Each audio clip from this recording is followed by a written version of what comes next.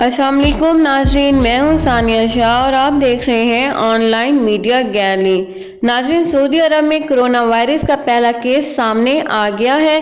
اس سے قبل سعودی عرب خلیج کا وہ واحد ملک تھا جہاں اس وائرس کا کوئی بھی کیس سامنے نہیں آیا تھا۔ سعودی عرب میں کرونا وائرس کے پہلے کیس کی تصدیق ہو گئی ہے۔ عرب خبر رساں ادارے کے مطابق سعودی وزارت صحت نے بتایا ہے کہ متاثرہ شہری نے حکام کو بحرین سے قبل ایران کے سفر سے متعلق نہیں بتایا تھا۔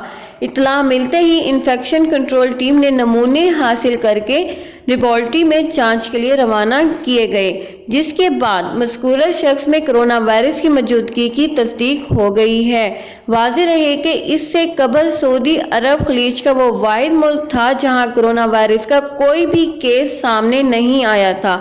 حفاظتی اقدامات کے پیش نظر سعودی حکومت نے عمرہ زائرین کی آمد پر بھی پابندی عائد کر رکھی ہے۔